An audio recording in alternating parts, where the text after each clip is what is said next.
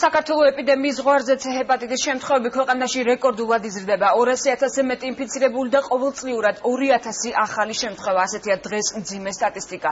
მაღალია სიკვდილიანობის მაჩვენებელიც, რადგან მკურნალობა ძვირადღირებულია. ამ ყველაფერს ემატება ისიც, რომ ქვეყანაში არ მოქმედებს სრული სახელმწიფო პროგრამა. მკურნალობას ინფიცირებულთა მხოლოდ 10% ახერხებს. საქართველოს დაავადებულთა რაოდენობით ამიერკავკასიაში პირველ ადგილზეა. როგორ ებრძვიან C-ს, რომელიც ჯანდაცვის მსოფლიო ორგანიზაცია მომავალი 20 წლის განმავლობაში კაცობრიობის მთავარ საფრთხედ გამოაცხადა. კოტერუხაძემ 11 წლის წინ შემთხვევით გაიგო, რომ C ჰეპატიტით ინფიცირებული იყო. დღეს სხვა ინფიცირებულებთან ერთად ორგანიზაცია ჰეპაპლიუს წარმოადგენს. ცენტრი ინფიცირებულთა დახმარების მიზნით თავად C ჰეპატიტით დაავადებულებმა შექმნეს და დღესდღეობით 1000-მდე ბენეფიციარი ჰყავს. ხედავთ, რომ აბსოლუტურად უიმედოდ მდგომარეობაში ვიყავით, იმიტომ რომ არსაიდან არანაირი დახმარება არ არსებობდა, არც თუ დახმარებდა არავინ ამ თემაზე თქვა აქტიურად არ მუშაობდა. ჩვენი მიზანი იყო ის, რომ საქართველოს ყველა მოქალაქისთვის აუცილებლად გამختارიყო C ჰეპატიტის მკურნალობა და დიაგნოსტიკა ხელმისაწვდომი.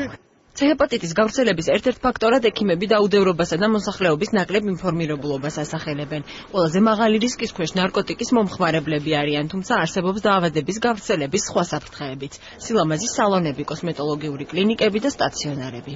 პაციენტები ესე თვითნებურად არ მიდიან გამოკვლევის ჩასატარებლად, რადგან უმეტეს შემთხვევაში C ჰეპატიტი მიმდინარეობს სრულიად უსიმპტომოდ.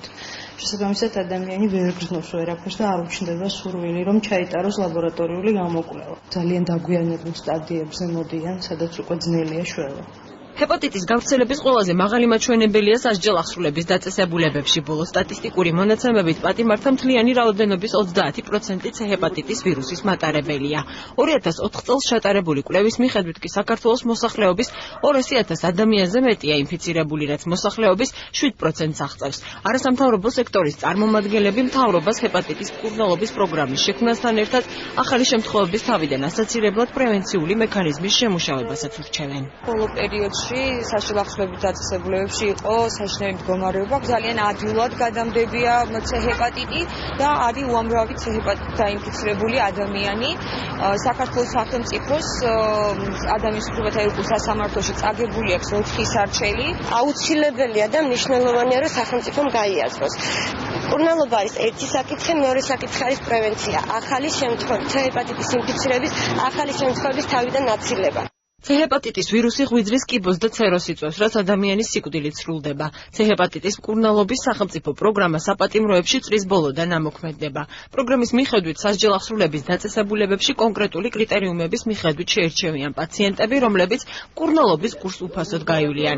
გაცდება თუ არა ციხეებს ეს პროცესი ჯერჯერობით უცნობია.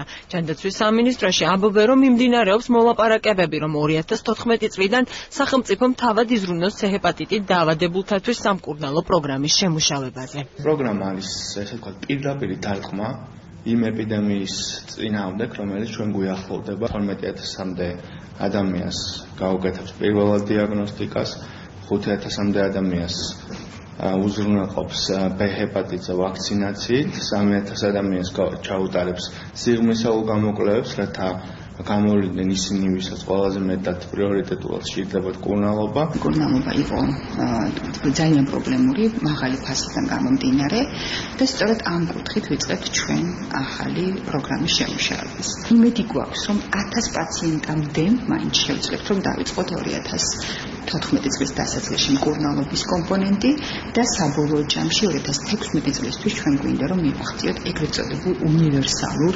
ხელმისაწვდომობას C ჰეპატიტის მკურნალობის.